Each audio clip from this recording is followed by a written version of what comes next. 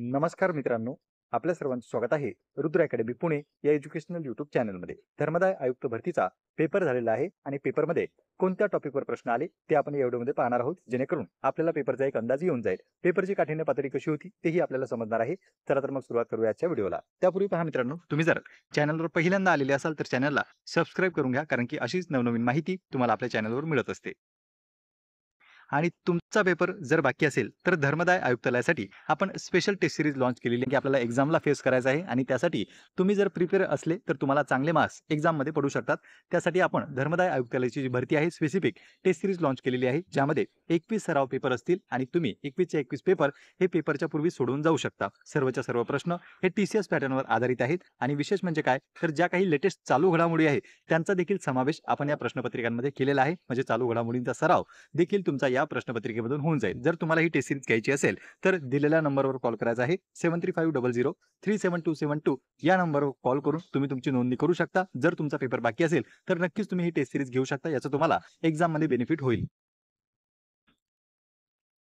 आता पहा विद्यार्थी मित्रांनो, आज जो पेपर झाला त्यामध्ये आपण मराठी व्याकरण जर पाहिलं तर मराठी व्याकरणावर इथे सर्वनामवर प्रश्न होता, विशेष नामवर प्रश्न होता, योग्य वाक्य क्रमाने लावा म्हणजे जे काही आपले वाक्य असतात ते योग्य क्रमाने लावा असा देखील प्रश्न होता, शुद्ध लेखनावर प्रश्न होते, उतारावर आधारित प्रश्न होते.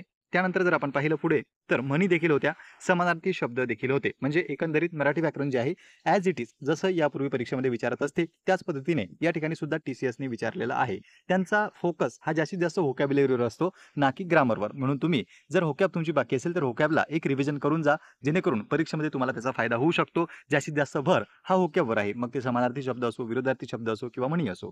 त्यानंतर पहा इंग्लिश ग्रामर जर आपण पाहिलं तर इंग्लिश ग्रामरमध्ये सुद्धा व्होकॅब्युलरीवर म्हणजे जे काही आपले सिनोनिम्स असतात, अँटोनिम्स असतात त्यावर आधारित जास्तीत जास्त प्रश्न या ठिकाणी आपल्याला आलेले दिसतात. नंतर जर आपण पाहिलं तर वन वर्ड सबस्टिट्यूट आहे, नंतर पॅसेज आहे, आयटम्स आहेत, फ्रेजेस आहेत आणि जसे जसे तुमची परीक्षा जी आहे ती टप्प्याटप्प्याने होत असते. ग्रुप वाईज आपल्याला टायमर आहे. पहिला ग्रुप जो आहे तो थोडासा विद्यार्थ्यांना सोपा गेलेला आहे आणि त्या तुलनेने तिसरा आणि चौथा जो ग्रुप आहे त्यामध्ये टाइम स्पेंडिंग जास्त होतं, त्यामुळे वेळ सुद्धा विद्यार्थ्यांना पुरला नाही. म्हणून तुम्ही जे काही तिसऱ्या आणि चौथ्या ग्रुप आहे त्याकडे विशेष लक्ष द्या.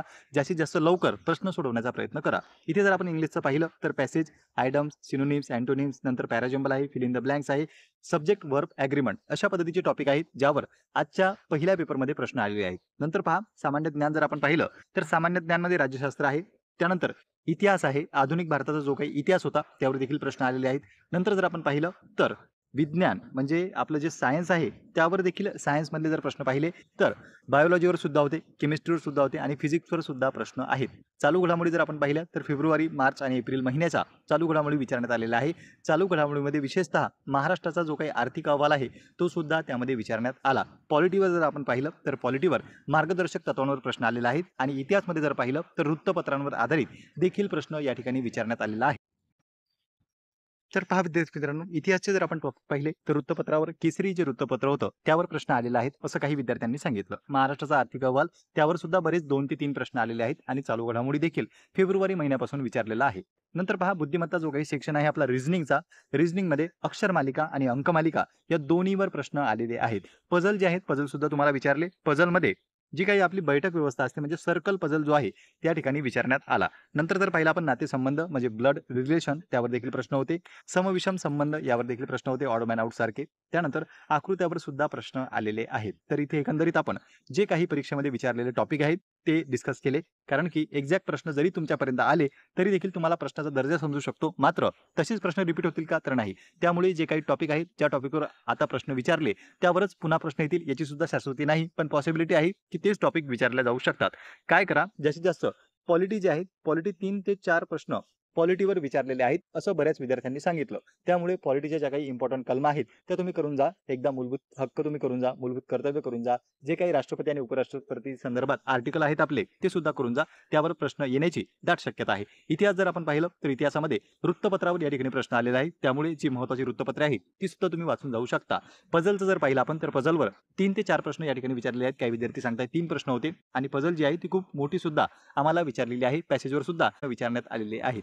तर पहा विद्यार्थी मित्रांनो, असा एकंदरीत हा पेपरचा पॅटर्न होता. पेपरचा पॅटर्न जो आहे तो इझी, तो मॉडरेट स्वरूपाचा होता. जास्त कठीणही पेपर नव्हता आणि फार सोपंही आपण त्याला म्हणू शकत नाही. तिसरा आणि चौथा जो काही आपला ग्रुप आहे, ज्यामध्ये 25-25 प्रश्न असतात आणि 30-30 मिनिटाचा आपल्याकडे वेळ असतो, तिथे विद्यार्थ्यांना वेळ थोडा कमी पडला.